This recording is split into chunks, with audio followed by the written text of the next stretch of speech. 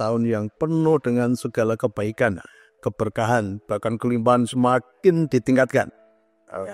Jadi tahun 2024 kemarin kita sudah menjalani tahun-tahun yang penuh dengan mukjizat, keajaiban.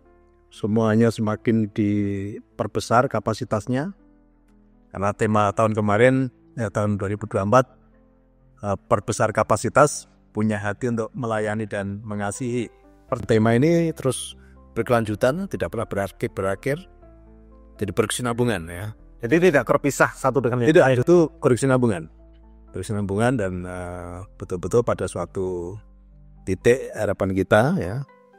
Sugih bareng, happy bareng, Nusantara Jaya. Dan itu pasti. Jadi ya Pak? Terjadi. Jadi itulah bentuk doa ya, doa harapan. Dan Tuhan kita ini Tuhan yang demokratis ternyata. Jadi apapun yang kita harapkan, apapun yang kita cipta, ini di berbagai buku-buku suci itu semua sudah dikatakan bahwa jadilah sesuai dengan imanmu. Ya, atau aku tergantung prasangka hamba. Ya.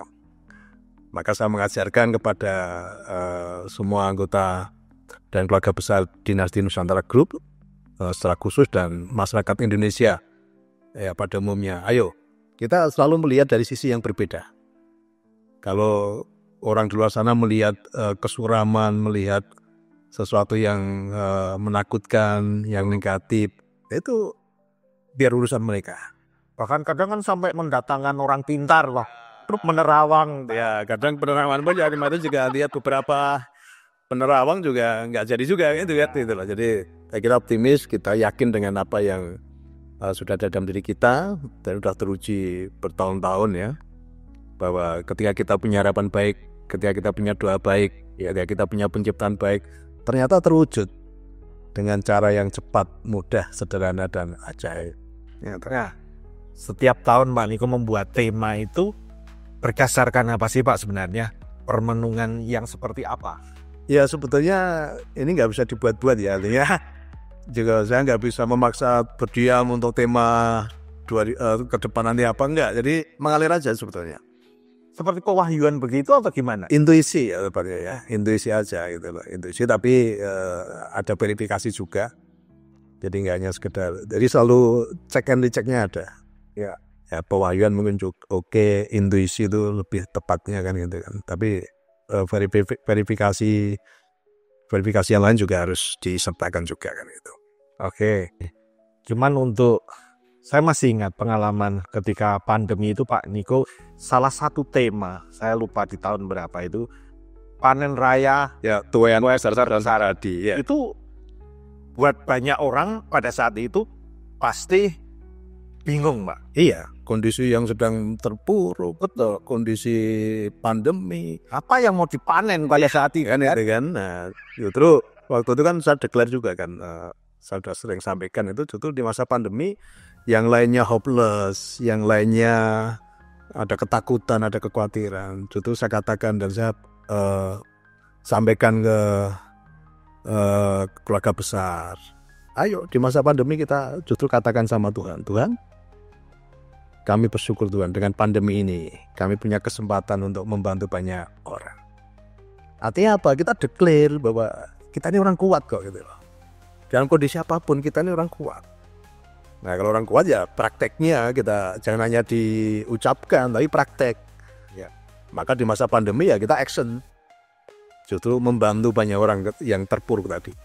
Maka di masa pandemi kan juga saya nggak pernah tutup rumah kan. Iya tetap ya, kamu ya, mendampingi mereka yang tadi ketakutan tadi ya. Dan justru malah di situ peran dari Dinasti Nusantara Group yang Pak Niko pimpin malah justru bersinar cahaya. Karena tadi kan banyak orang yang sudah kita dampingi di masa pandemi tidak ada satupun yang kreditnya macet.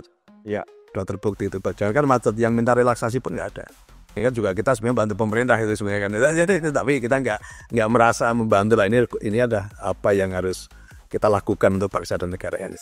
Kesadaran tadi kan. Oke. Karena ini sudah memasuki tahun baru Pak. Ya. Boleh di-spill kira-kira. Oke, untuk tahun 2025 ya untuk keluarga besar Dinasti Nusantara Group dan juga untuk masyarakat Indonesia ya atau Nusantara.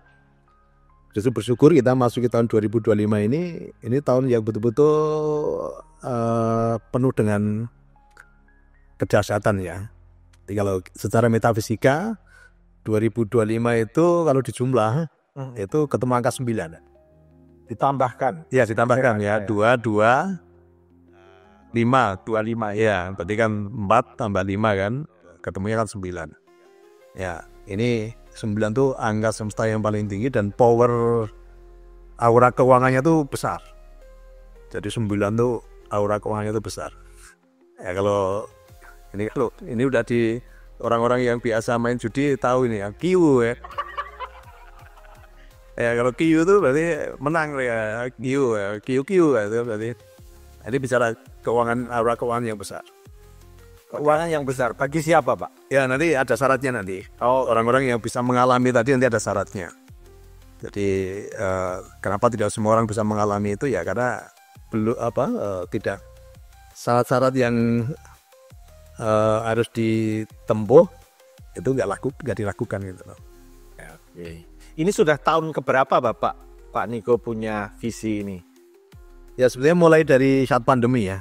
Pandemi itu ya. Ya saat pandemi ketika banyak orang kehilangan pengharapan, ketakutan, kekhawatiran ya, menguasai kehidupan banyak orang dengan adanya pandemi, saya hadir mendampingi keluarga besar, mendampingi anggota. Ayo kita bangkit. Ayo ini bukan sesuatu yang menakutkan. Ya ini sesuatu yang biasa. Ini cara semesta membuat keseimbangan. Ya ketika cara semesta membuat keseimbangan, ya udah kita mengalir aja dengan semesta. Nah ini yang nanti akan tema di tahun 2025 tadi ya, ini akan lebih detail lagi nanti bagaimana kita selaras dengan semesta. Tuhan semesta itu kan menyediakan yang sama sebetulnya untuk setiap orang, disediakan yang sama gitu loh. Nah tapi tetap ada cara-cara bagaimana bisa menikmati tadi. Nanti kalau disediakan yang sama terus berlaku untuk siapapun, kamu mau diam, kamu mau apa, nanti dapat yang sama, namanya nggak adil. Jadi keadilannya disediakan yang sama, sekarang tinggal bagaimana kamu bisa menikmati. Nanti ada rule-nya nanti untuk bisa menikmati tadi kelimpahan itu gitu loh. Karena semua ini kan tadi bencana, musibah itu bukan selama ini kan banyak orang memaknai itu sebagai hukuman Tuhan. Ya tuh kalau sebagai hukuman nanti kita akan memposisikan diri sebagai saksi korban nanti. Kita ini korban dari hukuman Tuhan kan itu kan. Terus kita menyalahkan orang lain, Cari kambing hitam. iya orang. Jadi karena salahnya orang lain ada bencana, kita kena dampak. Dalam kondisi apapun, ketika kita sudah selaras, ya udah kita nyaman. Selama ini yang membuat kehidupan tidak baik itu banyak orang tuh selalu memposisikan diri sebagai korban. Ya, ini yang justru membuat kehidupan semakin terpuruk. Ya, hampir semua komunitas itu selalu kadang memposisikan diri sebagai korban.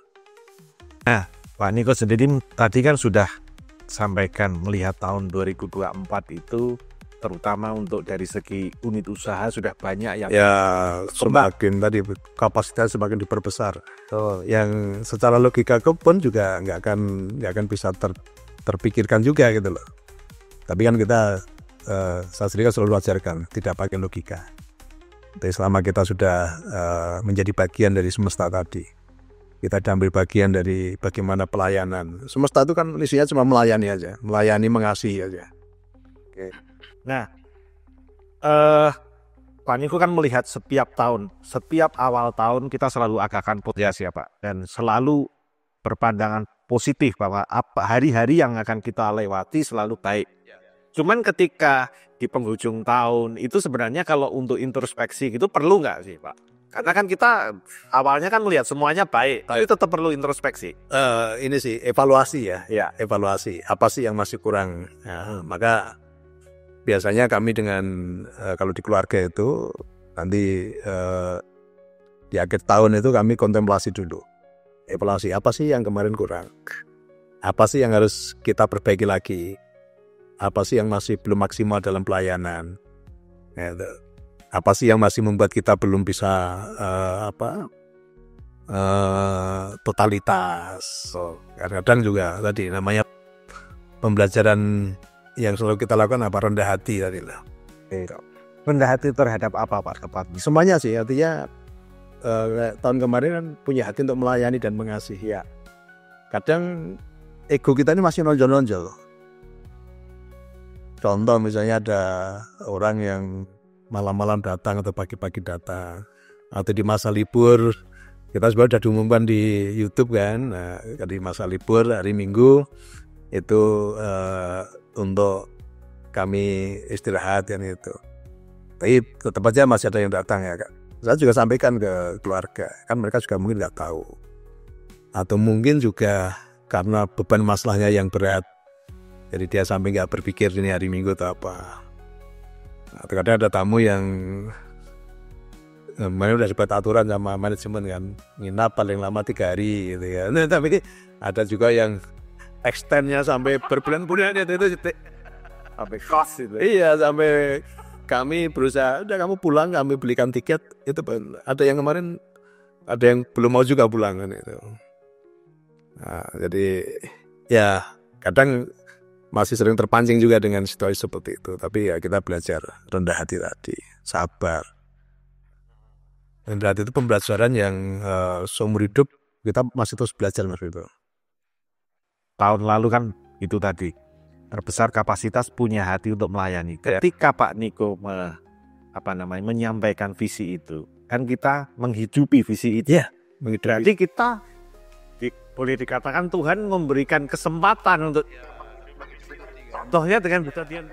Contoh lagi yang akhir tahun ini yang membuat saya juga harus tadi bicara kesabaran juga gitu.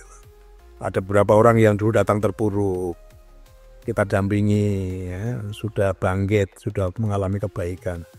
Karena faktor keserakahan akhirnya dia justru melakukan pelanggaran-pelanggaran yang justru menimbulkan banyak korban. Gitu. Nah ini kadang kami juga, loh kenapa dia nggak bersyukur gitu loh. Ketika itu datang di awal terpuruk, nangis, kita dampingi sudah baik. Tapi di luar pengetahuan kami ternyata dia melakukan rekrutmen, penarikan dana yang dia kelola sendiri atau dikelola di tempat lain, dan ternyata menimbulkan korban dan dia membuat kehidupan terpuruk. Akhirnya nangis lagi, datang lagi. Nah, kami sebagai bapaknya ini kan juga kadang kalau marah sih ya oke, artinya Menegur ya Pak. menegur ya, tapi tetap dengan kasih. Tapi apapun yang saya katakan konsekuensi harus ada. Itu yang selama saya ajarkan. Ya masalah ini sebenarnya kan konsekuensi dari perbuatanmu di masa lalu. Gitu kan. Nah, apapun ada konsekuensi, ya kamu jalani aja konsekuensinya. Dan itu. Ya, disolimi lah. Ya kita lihat beberapa komunitas di luar sana kan selalu, wah ini kami disolimi. Kadang pemerintah pun dianggap menzolimi mereka juga gitu. Ya. Padahal kadang faktanya tidak seperti itu. Tapi tadi selalu banyak orang tuh selalu memposisikan sebagai saksi korban. Pasti namanya saksi korban tuh gak akan enak. Kenapa gak dirubah? Kita melihat sesuatu dari menjadi saksi dari sudut pandang kebesaran Tuhan. Tuhan yang sebenarnya ya, Tuhan semesta alam. Bukan Tuhan yang parsial-parsial tadi kan. Oke.